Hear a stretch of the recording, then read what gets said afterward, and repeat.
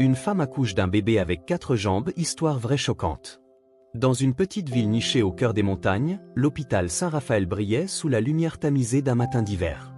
À l'intérieur, dans une chambre aux murs blancs ornés de quelques posters apaisants, Sophie était allongée sur un lit, le regard fixé sur le plafond.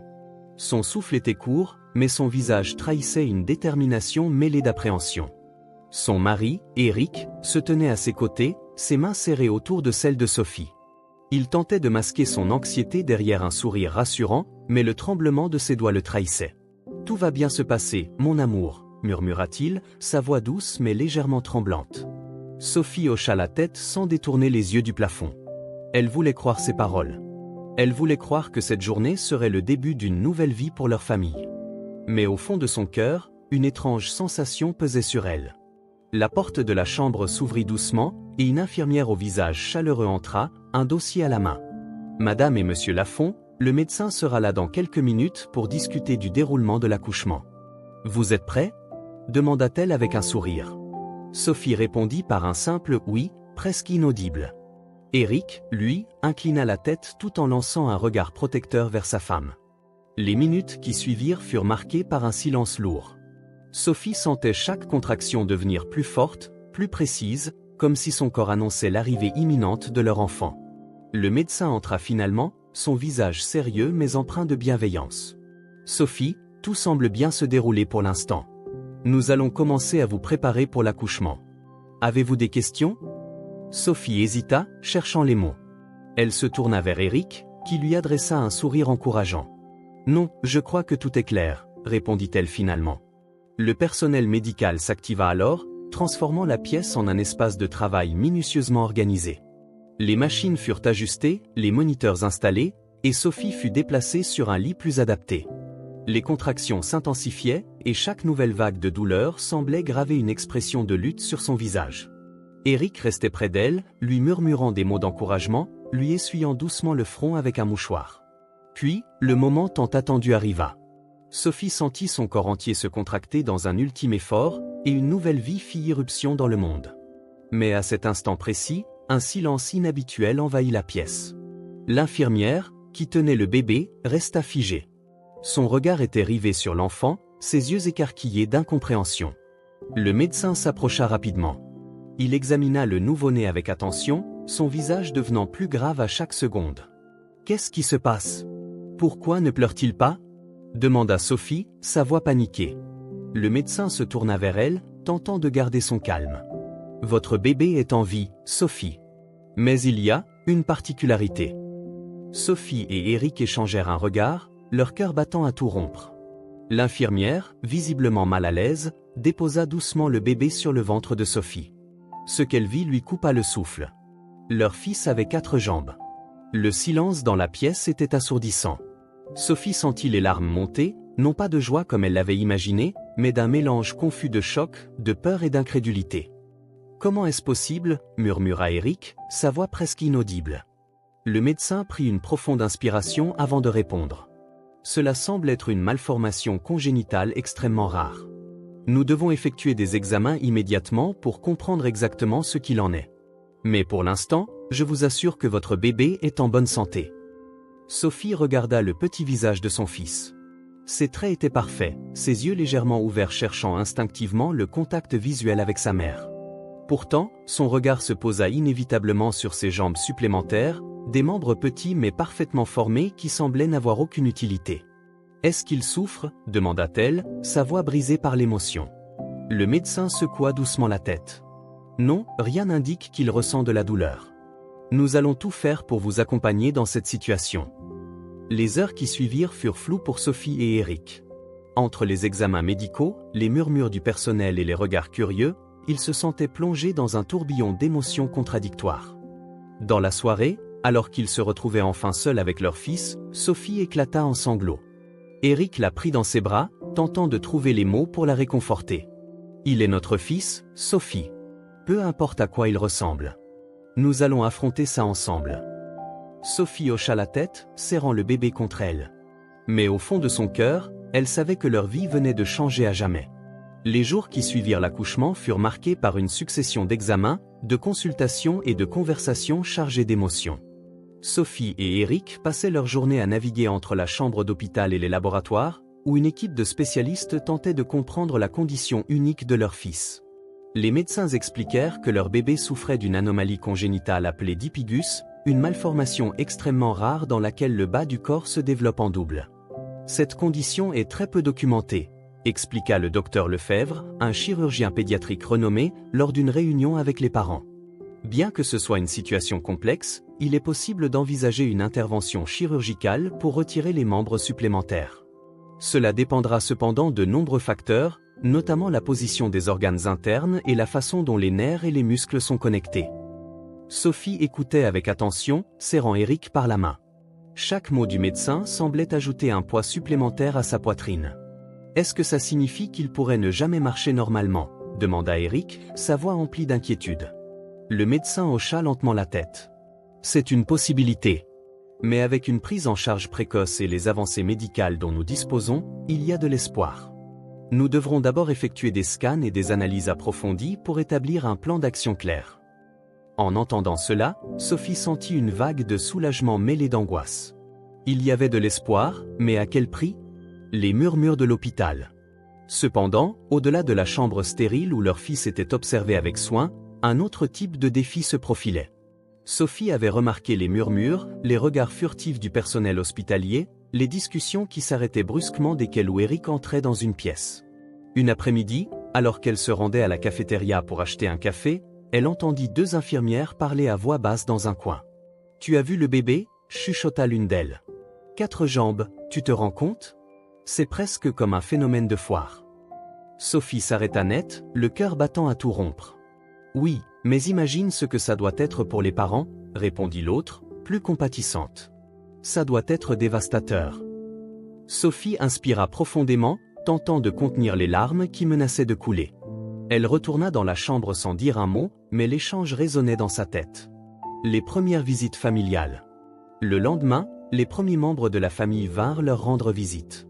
La mère de Sophie, une femme au visage marqué par l'âge mais empreint de douceur, entra dans la chambre avec un bouquet de fleurs et un sourire hésitant. « Comment allez-vous » demanda-t-elle, posant une main réconfortante sur l'épaule de sa fille. Sophie haussa les épaules, incapable de trouver les mots pour décrire l'ouragan émotionnel qui faisait rage en elle. Quand sa mère vit le bébé, ses yeux s'agrandirent légèrement, mais elle reprit rapidement contenance. « Il est magnifique, Sophie, » dit-elle avec sincérité. « Merci, maman, » répondit Sophie, bien que ses yeux trahissent son doute. D'autres membres de la famille suivirent, chacun réagissant à sa manière. Certains tentaient de cacher leur choc, d'autres posaient des questions maladroites, comme s'ils ne savaient pas comment aborder la situation. « Est-ce que c'est réparable ?» demanda un cousin, sa voix empreinte de curiosité plus que de tact. Eric serra les poings, visiblement agacé, mais Sophie posa une main apaisante sur son bras. « Les médecins travaillent sur un plan, » répondit-elle calmement. L'attention médiatique. Ce qui était au départ une affaire privée finit par attirer l'attention des médias locaux. Un journaliste, ayant eu vent de l'histoire par une fuite, publia un article intitulé « Un miracle ou une anomalie ». Le bébé aux 4 jambes bouleverse une petite communauté. L'article fit rapidement le tour des réseaux sociaux, déclenchant une vague de commentaires. Certains exprimaient de la compassion, d'autres de la curiosité morbide, et un petit nombre, malheureusement, laissaient des messages empreints de jugement ou de moquerie.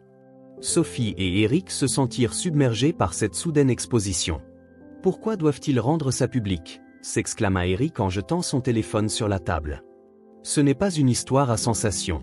C'est notre fils. » Sophie hocha la tête, les larmes coulant doucement sur ses joues. « Je sais. Mais on ne peut pas contrôler ce que les gens disent. Tout ce qu'on peut faire, c'est protéger notre fils du mieux qu'on peut. » Cette intrusion médiatique ne fit qu'intensifier leur sentiment d'isolement. Ils décidèrent de limiter les visites et de ne plus répondre aux appels de journalistes, se concentrant uniquement sur leur fils et sur les prochaines étapes médicales. La pression des décisions médicales. Quelques semaines plus tard, l'équipe médicale réunit à nouveau les parents pour discuter des résultats des examens. « Nous avons analysé en détail la situation », annonça le docteur Lefebvre. « Les membres supplémentaires ne sont pas fonctionnels. Ils ne sont pas connectés à des nerfs moteurs majeurs, ce qui signifie qu'ils peuvent être retirés sans affecter les jambes principales. » Sophie et Eric échangèrent un regard. « Mais l'opération est risquée ?» poursuivit le médecin. « Comme pour toute chirurgie invasive, il y a des chances de complications. Nous devons également envisager les implications psychologiques pour lui à l'avenir, avec ou sans chirurgie. Eric prit la parole, sa voix pleine de gravité. « Et si nous ne faisons rien ?» Le médecin pinça les lèvres avant de répondre. S'il garde les membres supplémentaires, il sera en bonne santé, mais il pourrait faire face à des défis sociaux importants en grandissant. Les enfants peuvent être cruels. Vous devez peser les avantages et les inconvénients. Le couple quitta la réunion avec plus de questions que de réponses. Dans leur chambre ce soir-là, Sophie explosa en sanglots. « Comment peut-on savoir ce qui est le mieux pour lui » cria-t-elle, ses mains agrippant les draps. Eric s'assit à côté d'elle, l'attirant dans ses bras. « Nous prendrons la bonne décision, murmura-t-il. Parce que nous l'aimons, et c'est tout ce qui compte. » Les jours qui suivirent furent remplis de débats interminables entre Sophie et Eric. Chaque fois qu'ils semblaient parvenir à une décision, une nouvelle question ou un nouveau doute surgissait, les ramenant à la case départ. Un soir, après une longue journée à l'hôpital, Eric sortit une feuille de papier et un stylo. « On doit écrire les pour et les contre, » dit-il, sa voix fatiguée mais déterminée. « Sinon, on ne s'en sortira jamais. » Sophie acquiesça, bien qu'elle se sente submergée par la complexité de leur situation. Sur la feuille, ils divisèrent la page en 2 colonnes. Pour la chirurgie. Réduction des difficultés sociales pour l'enfant. Possibilité d'une vie plus normale. Minimisation des risques de complications futures liées aux membres supplémentaires. Contre la chirurgie. Risques liés à l'opération. Une décision irréversible prise avant que l'enfant puisse exprimer son opinion. La peur que quelque chose tourne mal. Sophie regarda la liste pendant un long moment, puis se tourna vers Eric. « Ça a l'air tellement rationnel écrit comme ça, mais ça ne reflète pas ce que je ressens, » murmura-t-elle. Eric posa une main sur celle de Sophie, ses yeux brillants de fatigue et de tristesse. Aucun parent ne devrait avoir à faire ce genre de choix. Mais peu importe ce qu'on décide, on le fera ensemble. Une voix inattendue. Quelques jours plus tard, alors qu'ils étaient encore en pleine réflexion, Sophie reçut un appel inattendu. C'était une femme nommée Claire, qui avait entendu parler de leur histoire dans les médias. « Je sais que c'est intrusif, et je m'excuse de vous contacter directement, » dit Claire, sa voix douce mais ferme. « Mais j'ai une fille qui est née avec une malformation rare. Je voulais juste vous dire que vous n'êtes pas seul, et que si vous avez besoin de parler à quelqu'un qui comprend, je suis là. » Sophie fut touchée par l'offre. Après avoir hésité un moment, elle accepta de rencontrer Claire dans un café proche de l'hôpital. Lorsqu'elles se rencontrèrent, Claire était accompagnée de sa fille, une adolescente pétillante de 15 ans nommée Camille. Malgré une légère boiterie, Camille dégageait une confiance en elle qui impressionna immédiatement Sophie. « Je voulais que vous rencontriez Camille, » expliqua Claire. « Pour vous montrer qu'un enfant peut grandir avec une différence et mener une vie heureuse. » Camille sourit à Sophie, ses yeux remplis de gentillesse. « Je sais que c'est effrayant, » dit-elle. « Mais je suis contente que ma mère ait pris des décisions en pensant à ce que je voulais et non à ce que les autres pensaient. » Sophie sentit un poids se soulever légèrement de sa poitrine. Cette rencontre lui donna une perspective qu'elle n'avait pas envisagée. Leur fils pourrait trouver de la force et de la joie, quelle que soit sa situation physique. L'appel à la chirurgie. Malgré ces nouveaux éclairages, Sophie et Eric savaient qu'ils devaient prendre une décision rapidement. Le docteur Lefebvre les convoqua une dernière fois pour discuter de l'opération. « Nous sommes prêts à procéder si vous donnez votre accord, » leur dit-il. « Mais je tiens à souligner que c'est votre choix en tant que parent. Nous sommes là pour vous guider, pas pour vous forcer. » Sophie sentit son cœur se serrer. « Et si nous faisions une erreur ?» demanda-t-elle, sa voix tremblante. Le médecin posa une main réconfortante sur son épaule. « Ce que vous faites, c'est par amour. Peu importe votre décision, elle ne sera pas une erreur si elle est prise dans l'intérêt de votre enfant. » Après une nuit d'insomnie, Sophie et Eric prirent leur décision, ils iraient de l'avant avec l'opération. Le jour de l'intervention. Le jour de l'opération, l'atmosphère à l'hôpital était électrique. Sophie et Eric se tenaient la main tandis que leur fils, endormi sous anesthésie, était emmené en salle d'opération. Les heures qui suivirent furent parmi les plus longues de leur vie. Ils étaient installés dans une salle d'attente, entourés de silence, leurs esprits envahis par des scénarios terrifiants. Eric marchait de long en large, incapable de rester assis. Sophie, quant à elle, restait immobile, les mains serrées sur ses genoux, murmurant des prières silencieuses. Enfin, après ce qui leur sembla une éternité, le docteur Lefebvre entra dans la salle. « L'opération s'est bien passée, » annonça-t-il avec un sourire.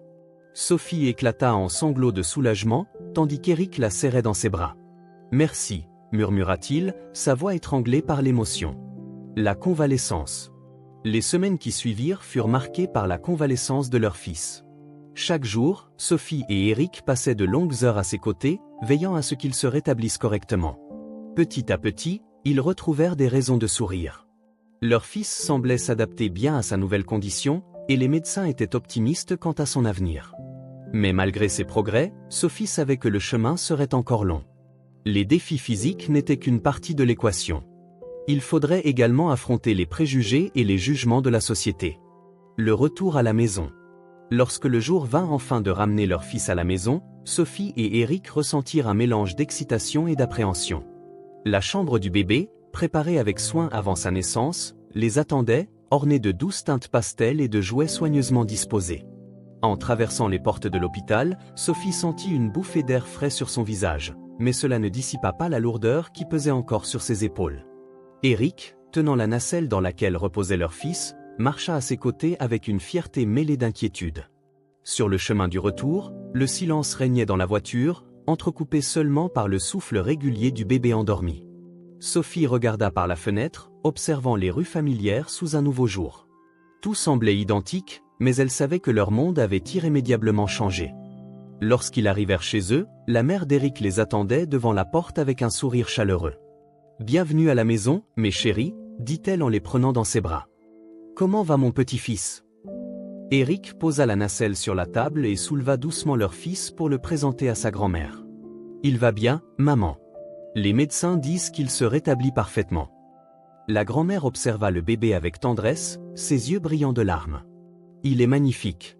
Peu importe ce que les gens disent ou pensent, rappelez-vous toujours cela. » Sophie sentit une vague de gratitude pour ces paroles. C'était exactement ce qu'elle avait besoin d'entendre. Faire face au jugement. Malheureusement, tout le monde n'était pas aussi compréhensif. Quelques jours après leur retour à la maison, Sophie et Éric décidèrent de faire une promenade avec leur fils dans le parc voisin. Ils espéraient que cela les aiderait à retrouver une certaine normalité. Alors qu'ils marchaient, poussette à la main, Sophie remarqua rapidement les regards des passants. Certains semblaient curieux, d'autres murmurèrent entre eux. Une femme, visiblement indiscrète, s'arrêta carrément pour les dévisager. « C'est lui, non ? Le bébé dont on parle dans les journaux ?» demanda-t-elle, s'adressant directement à Sophie. Sophie serra les poings, tentant de contenir son irritation.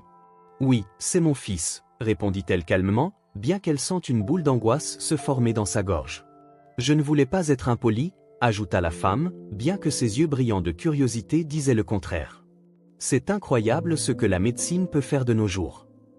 Éric posa une main protectrice sur l'épaule de Sophie et lança un regard ferme à la femme. « Merci de votre intérêt, mais nous aimerions profiter de notre promenade en paix. » La femme s'éloigna à contre-cœur, et Sophie laissa échapper un soupir. « Ce sera toujours comme ça ?» demanda-t-elle à Éric, sa voix tremblante. « Peut-être, » répondit-il honnêtement. « Mais ça ne change rien à qui il est. Ce n'est pas leur avis qui compte, c'est le nôtre. » Soutien inattendu. Quelques jours plus tard, Sophie reçut un message sur les réseaux sociaux d'une femme qu'elle ne connaissait pas. Elle hésita avant d'ouvrir le message, craignant qu'il ne contienne un commentaire malveillant. Mais à sa grande surprise, le message était bienveillant. « Bonjour Sophie, je m'appelle Amélie. Je suis la maman d'un garçon de 8 ans qui est né avec une différence physique. J'ai vu votre histoire dans les médias et je voulais simplement vous dire que vous n'êtes pas seule. Si jamais vous avez besoin de parler, je suis là. » Sophie répondit immédiatement, touchée par l'offre. Ce simple geste lui rappela qu'il y avait des personnes empathiques et solidaires dans le monde, même au milieu des jugements. Elle organisa une rencontre avec Amélie dans un café du centre-ville. Lorsqu'elles se virent, Amélie lui partagea son histoire avec une sincérité désarmante. « Mon fils, Thomas, est né avec une main en moins. Au début, j'avais peur pour lui, peur qu'il soit rejeté ou qu'il souffre. Mais il m'a montré une force que je ne soupçonnais pas. Aujourd'hui, il joue au foot, il a des amis, et il est heureux. » Sophie sentit une larme rouler sur sa joue. « Comment avez-vous trouvé la force ?» demanda-t-elle. Amélie sourit. « On la trouve en eux. Nos enfants sont bien plus résilients que ce qu'on imagine. Et en tant que parents, nous devenons plus forts pour eux. » La communauté médicale se mobilise. Pendant ce temps, l'histoire de leur fils continuait de circuler dans les cercles médicaux. Des spécialistes du monde entier proposèrent leur aide, offrant des conseils et des traitements potentiels pour améliorer encore la qualité de vie de l'enfant. Un chirurgien renommé, le docteur Martinez, contacta directement l'hôpital où leur fils était suivi. « Votre cas est fascinant », déclara-t-il lors d'un appel vidéo avec Sophie et Eric. « Je crois qu'il y a encore des choses que nous pouvons faire pour optimiser sa mobilité et son confort à long terme. » Bien que Sophie et Eric soient reconnaissants de ces offres, ils décidèrent de prendre leur temps avant de poursuivre d'autres interventions. Ils voulaient donner à leur fils la chance de grandir un peu avant de prendre de nouvelles décisions médicales. Un quotidien réinventé. Malgré les défis, la vie reprit peu à peu son cours. Sophie et Eric apprirent à naviguer les regards et les questions avec une patience nouvelle. Leur fils, quant à lui, grandissait rapidement, ses rires illuminant leur maison. Ils découvrirent une communauté de parents d'enfants différents, et cette solidarité leur donna une force incroyable. Ils participèrent à des groupes de soutien, échangèrent des conseils et trouvèrent un réconfort dans les expériences partagées. Sophie réalisa que, bien que leur chemin soit unique, ils n'étaient pas seuls. Et ce sentiment de communauté fut une source de réconfort inestimable. Un premier anniversaire mémorable. Le premier anniversaire de leur fils approchait, et Sophie et Eric décidèrent de célébrer cet événement de manière significative. Ils voulaient marquer ce moment non seulement pour honorer leur enfant, mais aussi pour reconnaître la résilience et l'amour qui les avaient portés à travers cette première année tumultueuse. Ils organisèrent une petite fête chez eux, avec seulement les membres de leur famille proche et quelques amis intimes. La maison fut décorée avec des ballons, des guirlandes, et un gâteau surmonté d'une bougie en forme de chiffre 1. Le jour de la fête, les invités arrivèrent, portant des cadeaux soigneusement emballés et des sourires chaleureux. Sophie et Eric se sentaient entourés d'amour, mais ils ne pouvaient ignorer la nervosité qui les habitait. Lorsque le moment de chanter « Joyeux anniversaire » arriva, Sophie prit son fils dans ses bras, son cœur battant à tout rompre. « Regarde tout le monde qui t'aime, mon trésor », murmura-t-elle à son fils, qui regardait les bougies scintillantes avec des yeux ébahis. Lorsque la chanson s'acheva, Sophie aida son fils à souffler la bougie. Les applaudissements retentirent, et pour un instant, tout semblait parfait. Une surprise inattendue. Mais la fête prit une tournure inattendue lorsque Claire, la femme qu'ils avaient rencontrée quelques mois auparavant, arriva avec sa fille Camille. Elles étaient venues les surprendre, apportant avec elles un petit album photo. « Nous voulions vous offrir quelque chose de spécial », dit Claire en tendant l'album à Sophie. À l'intérieur, Sophie découvrit des photos de Camille lorsqu'elle était bébé, accompagnées de lettres manuscrites racontant les défis qu'elle avait surmontés en grandissant. Camille a voulu partager son histoire pour montrer que votre fils a un avenir rempli de possibilités, expliqua Claire, ses yeux brillant d'émotion. Sophie feuilleta les pages, les larmes aux yeux. Chaque mot, chaque image semblait chuchoter un message d'espoir, leur fils pourrait s'épanouir, malgré tout. Un tournant dans leur perception. Ce cadeau marqua un tournant pour Sophie et Eric. Jusqu'à ce moment-là, ils avaient vécu dans la peur de l'avenir, craignant ce que la société pourrait infliger à leur fils. Mais cet album leur rappela que leur enfant n'était pas défini par sa différence, mais par la force, l'amour et le soutien qui l'entouraient. Le soir après la fête, alors que leur fils dormait paisiblement dans son berceau, Sophie et Eric s'assirent ensemble dans le salon. « Tu sais, » commença Sophie, sa voix douce mais résolue, « je crois qu'il est temps qu'on arrête de se cacher. Notre fils mérite de vivre pleinement, sans honte ni peur. » Eric hocha la tête, prenant la main de Sophie dans la sienne. « Tu as raison. On doit lui apprendre à être fier de qui il est, parce que nous sommes fiers de lui. » Prendre position. Fortifiés par cette nouvelle conviction, Sophie et Eric commencèrent à partager leur histoire publiquement, non pas pour attirer l'attention, mais pour sensibiliser les gens à la diversité et à l'acceptation.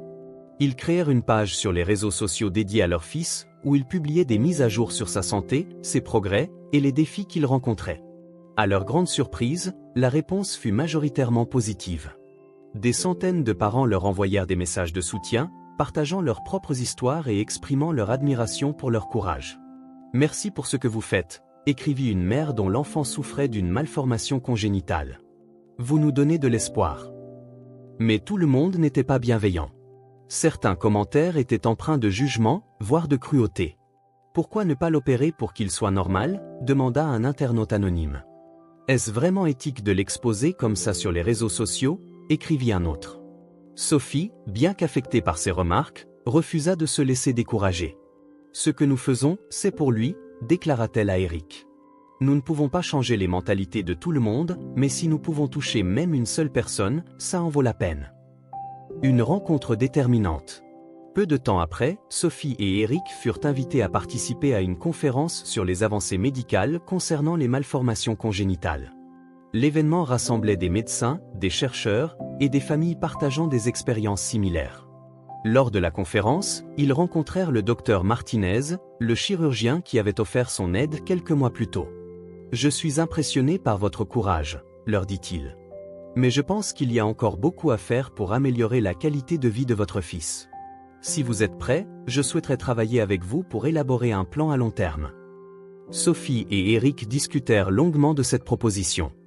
Ils savaient que cela signifiait potentiellement d'autres opérations et des années de suivi médical, mais ils étaient déterminés à offrir à leur fils les meilleures opportunités possibles. Un avenir rempli d'espoir. Leur fils continua de grandir, rayonnant de joie et d'énergie. Malgré les défis, il apprit à ramper, puis à marcher avec l'aide de ses parents. Chaque petit progrès était célébré comme une victoire, et chaque sourire de leur fils leur rappelait pourquoi ils se battaient. Un jour, alors qu'ils étaient au parc, Sophie observa son fils jouer avec d'autres enfants. Pour la première fois depuis sa naissance, elle sentit une paix profonde. « Regarde-le » murmura-t-elle à Eric, les larmes aux yeux. « Il est heureux. C'est tout ce qui compte. » Eric passa un bras autour de ses épaules, souriant doucement. « Oui, et il le sera toujours, parce qu'il sait qu'il est aimé. » Un parcours scolaire unique. Lorsque leur fils atteignit l'âge d'aller à l'école, Sophie et Eric se retrouvèrent confrontés à une nouvelle série de défis. Ils voulaient qu'il ait une éducation comme n'importe quel autre enfant, mais ils savaient que sa différence pourrait attirer l'attention, et potentiellement des moqueries. Ils prirent rendez-vous avec la directrice de l'école locale pour discuter de l'intégration de leur fils. Madame Roche, une femme d'une cinquantaine d'années au regard bienveillant, les accueillit dans son bureau. « Nous sommes ravis que vous considériez notre école pour votre fils, » dit-elle en souriant. « Mais je comprends que vous ayez des préoccupations. » Sophie hocha la tête. « Nous voulons simplement qu'il soit accepté pour ce qu'il est, » expliqua-t-elle. « Nous savons qu'il attirera des regards, mais nous espérons que l'environnement ici sera inclusif. » La directrice sembla réfléchir un instant, puis elle répondit. « Je ne vais pas prétendre que ce sera facile. Les enfants peuvent parfois être cruels, mais ils peuvent aussi être incroyablement ouverts d'esprit. Nous ferons tout notre possible pour créer un espace où votre fils se sentira en sécurité et respecté. » Le jour de la rentrée, Sophie et Eric étaient nerveux.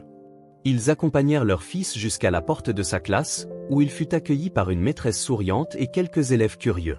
« Bonjour et bienvenue », dit la maîtresse avec enthousiasme.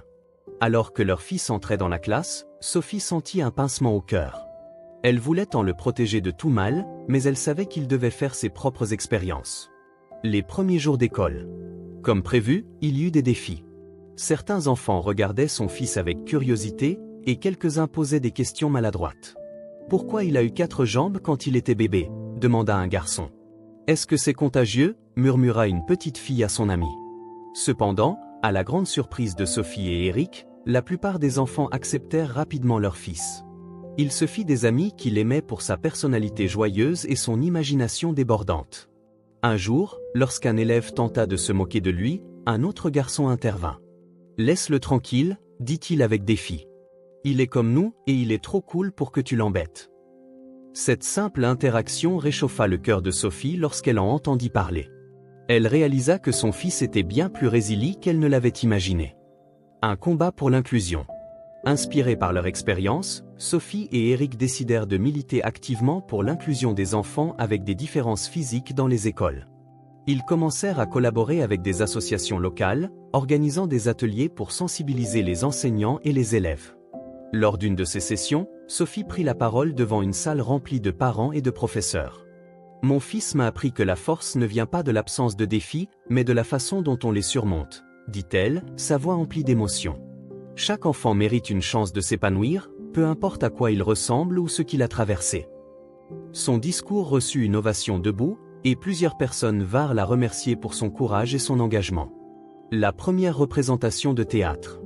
Un jour, leur fils rentra de l'école avec un enthousiasme débordant. « Maman, papa, devinez quoi ? Je vais jouer dans une pièce de théâtre. » Sophie et Eric échangèrent un regard surpris mais ravi. C'est fantastique, mon trésor, dit Sophie en lui ébouriffant les cheveux. Quel rôle as-tu? Je vais être un explorateur qui trouve un trésor magique, répondit-il avec un grand sourire. Pendant des semaines, ils l'aidèrent à répéter ses répliques et à préparer son costume. Le soir de la représentation, ils s'installèrent au premier rang, leur cœur rempli de fierté. Lorsque leur fils monta sur scène, il rayonnait de confiance. Il récita ses répliques avec enthousiasme, captivant l'audience. À la fin de la pièce, il reçut des applaudissements chaleureux, et Sophie sentit les larmes couler sur ses joues. « Il a trouvé son trésor », murmura-t-elle à Eric, qui hocha la tête avec un sourire. Une décision importante. Au fil des années, Sophie et Eric continuèrent de jongler entre la vie quotidienne et les rendez-vous médicaux. Leur fils grandissait, s'épanouissait, mais ils savaient que d'autres décisions médicales se profilaient à l'horizon. Lors d'un rendez-vous avec le docteur Martinez, ce dernier évoqua une nouvelle intervention potentielle pour améliorer encore la mobilité de leur fils. « Ce n'est pas urgent », expliqua-t-il. « Mais cela pourrait avoir un impact significatif sur sa qualité de vie à long terme. » Sophie et Eric prirent le temps de réfléchir, comme ils l'avaient toujours fait. Mais cette fois, ils inclurent leur fils dans la discussion. « Que veux-tu, mon chéri ?» demanda Sophie. Il réfléchit un instant, puis répondit. « Je veux pouvoir courir plus vite, mais je veux que ce soit mon choix. » Sophie et Eric se regardèrent, émus par la maturité de leur fils. Ils décidèrent d'attendre qu'il soit prêt à prendre cette décision par lui-même. Un message d'espoir. Avec le temps, leur histoire devint un symbole d'espoir pour de nombreuses familles. Sophie et Eric furent invités à des conférences, des émissions de télévision, et même à participer à un documentaire sur les enfants extraordinaires. À chaque occasion, ils rappelaient un message simple mais puissant. La différence n'est pas un obstacle. C'est une opportunité de voir le monde sous un angle unique. Notre fils nous a appris que l'amour, la résilience et l'acceptation peuvent surmonter n'importe quel défi. Leur fils, désormais adolescent, prenait parfois la parole à leur côté. Il racontait son parcours avec fierté, inspirant des centaines d'enfants et de parents à embrasser leur propre unicité. Un avenir lumineux. Alors qu'ils regardaient leur fils entrer dans sa dernière année de collège, Sophie et Eric ressentaient une profonde gratitude. Leur chemin avait été semé d'embûches, mais il avait également été rempli de moments de joie, d'amour et de triomphes inattendus. « Il va conquérir le monde », dit Eric en regardant leur fils marcher vers ses amis avec un sourire confiant. « Oui », répondit Sophie en prenant la main de son mari. « Et peu importe ce qu'il fait, il sait qu'il est aimé et qu'il peut accomplir tout ce qu'il désire. » Un rêve éveillé, le sport comme échappatoire. À l'adolescence, leur fils développa une passion inattendue, le sport. Malgré les difficultés qu'il avait connues dans son enfance, il montra un vif intérêt pour l'athlétisme, en particulier la course. Sophie et Eric furent d'abord surpris. « Tu es sûr que c'est ce que tu veux faire ?» demanda Eric une soirée, tandis qu'ils discutaient en famille. Leur fils hocha la tête avec détermination. « Oui, papa.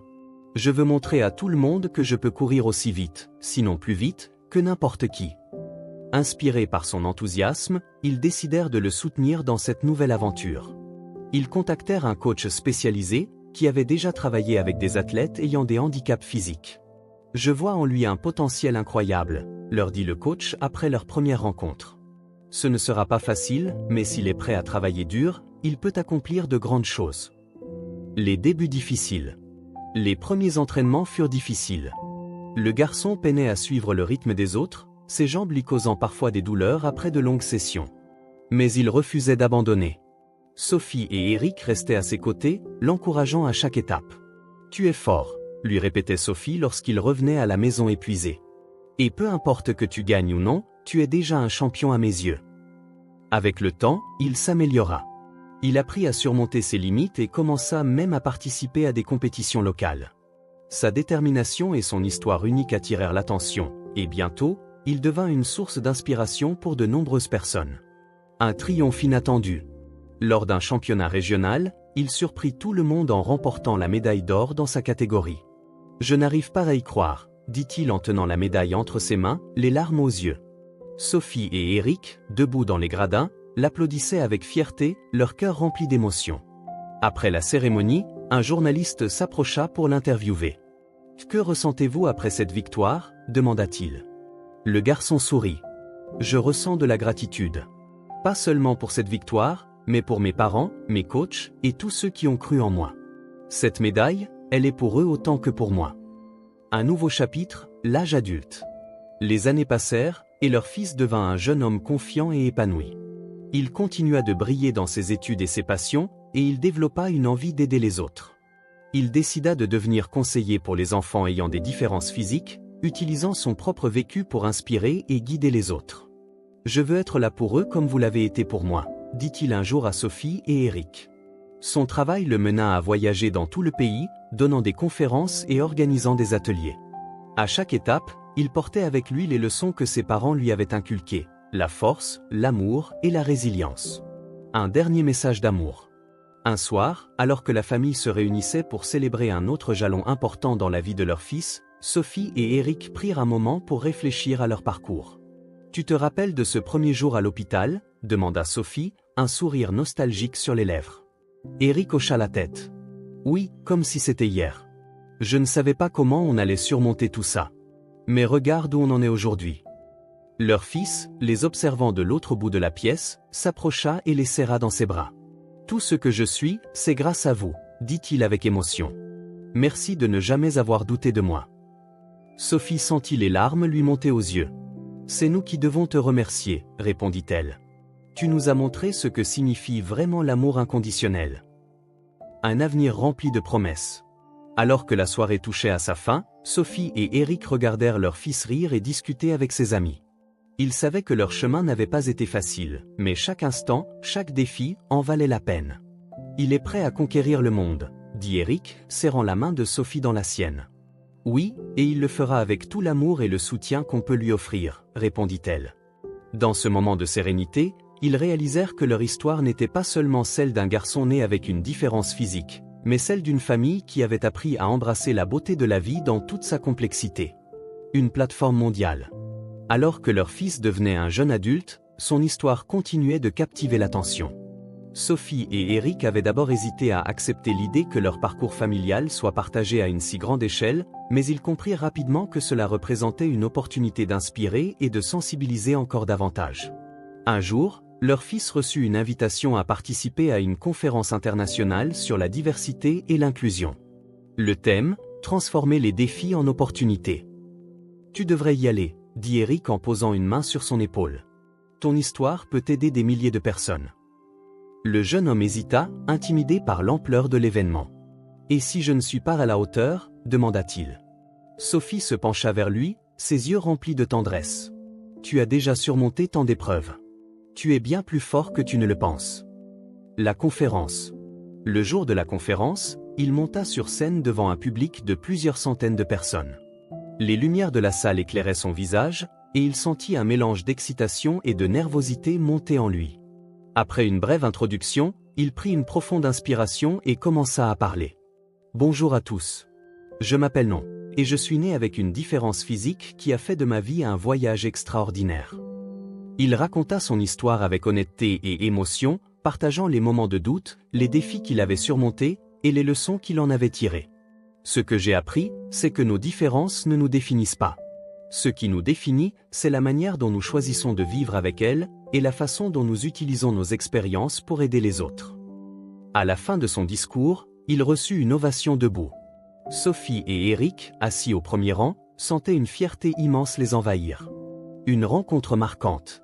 Après son discours, une femme s'approcha, les yeux brillants de larmes. Elle tenait la main d'un jeune garçon d'environ 10 ans. « Merci pour votre histoire, » dit-elle. « Mon fils est né avec une condition similaire, et pendant longtemps, nous avons eu du mal à imaginer ce que son avenir pourrait être. Mais aujourd'hui, vous nous avez montré qu'il peut avoir une vie remplie de joie et de succès. » Le garçon regarda leur fils avec admiration. « Tu es un héros, » dit-il timidement. Le jeune homme sourit et posa une main sur l'épaule du garçon. « Toi aussi, » répondit-il. Le pouvoir du changement. Cette rencontre renforça sa conviction qu'il avait un rôle important à jouer dans la sensibilisation et le soutien aux familles vivant des expériences similaires. Il décida de créer une organisation dédiée à fournir des ressources, des conseils et des communautés de soutien pour les parents et enfants confrontés à des défis physiques. Avec l'aide de Sophie, Eric et plusieurs experts, il lança une plateforme en ligne appelée « Force et Différence ». Cette plateforme est là pour rappeler à tout le monde que la différence est une force, pas une faiblesse, déclara-t-il lors de son lancement officiel. Un impact mondial. En quelques mois, la plateforme devint un point de rassemblement pour des milliers de familles à travers le monde.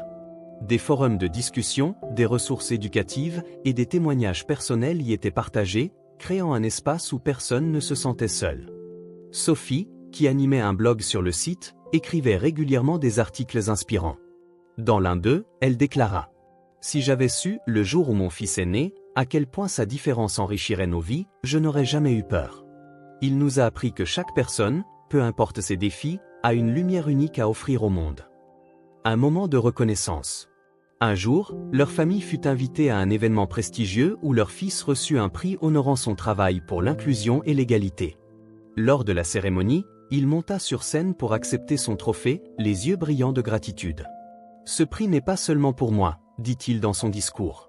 « Il est pour ma famille, qui a toujours cru en moi, et pour toutes les personnes qui vivent avec des différences et qui méritent d'être vues, entendues et aimées. » Dans l'audience, Sophie et Eric se tenaient la main, les larmes coulant sur leurs joues. « Nous avons fait quelque chose de bien, » murmura Sophie. Eric hocha la tête, son cœur débordant de fierté. Un futur lumineux. Alors que leur fils continuait de grandir et d'inspirer le monde, Sophie et Eric réalisèrent que leur histoire n'était pas seulement celle d'un enfant né avec une différence, mais celle d'une famille qui avait appris à transformer l'adversité en force. Ils savaient que leur chemin n'avait pas été facile, mais chaque étape, chaque défi, avait forgé une vie riche de sens et d'amour. Une génération inspirée. Alors que leur fils entrait dans sa trentaine, l'impact de son travail et de son histoire continuait de croître. Des générations de jeunes, inspirés par sa résilience, trouvaient le courage d'embrasser leurs propres différences. Un jour, lors d'un séminaire organisé dans une université, un étudiant leva la main après son discours. « Monsieur, dit-il avec un mélange de nervosité et d'admiration, je voulais vous remercier. J'ai grandi avec une prothèse, et pendant des années, j'ai eu honte de me montrer. Mais votre histoire m'a donné la force d'être fier de qui je suis. » Le jeune homme sourit, ému, et répondit. « C'est toi qui es le véritable héros ici. Tout ce que j'ai fait, c'est raconter mon histoire. Mais c'est toi qui as choisi de te montrer tel que tu es. Continue comme ça. » Le public éclata en applaudissements, et Sophie, qui observait la scène depuis les coulisses, sentit son cœur se gonfler d'amour et de fierté. Un héritage d'amour. Avec le temps, leur fils décida de se marier et de fonder sa propre famille. Lors de son mariage, Sophie et Eric eurent un rôle spécial, non seulement comme parents, mais aussi comme piliers d'un parcours extraordinaire. Pendant son discours de mariage, il se tourna vers eux avec des larmes dans les yeux. « Maman, papa, tout ce que je suis aujourd'hui, c'est grâce à vous. Vous avez cru en moi quand personne d'autre ne le faisait. Vous m'avez montré que l'amour est plus fort que n'importe quel défi. Merci de m'avoir donné des ailes. » Les invités, émus, se levèrent pour applaudir, et Sophie et Eric se levèrent également, leurs yeux brillants de larmes. « Nous sommes si fiers de toi, » murmura Sophie en serrant son fils dans ses bras. Un regard vers l'avenir. Alors que leur famille s'agrandissait avec l'arrivée de petits-enfants, Sophie et Eric se réjouissaient de voir l'amour et les leçons qu'ils avaient cultivées se transmettre à une nouvelle génération. Un après-midi, alors qu'ils jouaient avec leurs petits-enfants dans le jardin, Sophie s'arrêta un moment pour contempler la scène. Les éclats de rire des enfants, la lumière du soleil filtrant à travers les arbres, tout semblait parfait. « Regarde ça, » dit-elle à Eric, qui observait également la scène. « Tout ce qu'on a traversé, ça valait la peine, pas vrai ?» Eric hocha la tête avec un sourire. « Absolument. Chaque moment, chaque épreuve, chaque victoire. Tout cela nous a menés ici. » Une lettre à son fils. Quelques années plus tard, alors que Sophie se préparait à fêter un autre anniversaire important de son fils, elle décida de lui écrire une lettre. « Mon cher fils, quand tu es né, j'ai eu peur. Pas de toi, mais de ce que le monde pourrait te faire. Je me demandais comment je pourrais te protéger, comment je pourrais t'aider à grandir dans un monde qui ne comprend pas toujours la différence. Mais tu m'as montré que je n'avais rien à craindre.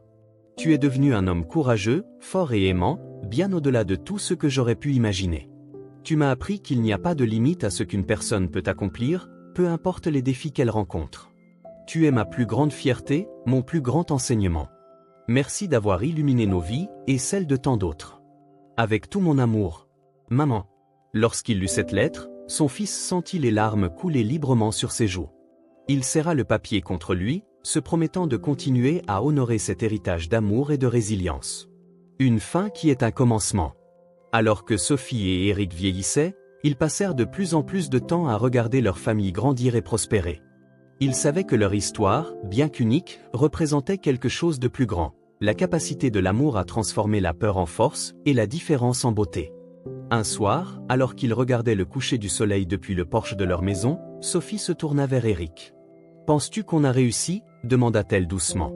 Eric prit sa main dans la sienne et sourit. « Regarde autour de toi. Notre fils, notre famille, tout ce qu'ils ont accompli. Oui, Sophie, on a réussi. » Et alors que le soleil disparaissait à l'horizon, laissant place à un ciel étoilé, ils se rendirent compte que leur voyage, bien qu'émaillé de défis, avait été extraordinairement beau. Ils savaient que leur histoire, et celle de leur fils, continuerait d'inspirer d'autres personnes à embrasser leurs propres différences et à trouver la force dans l'amour.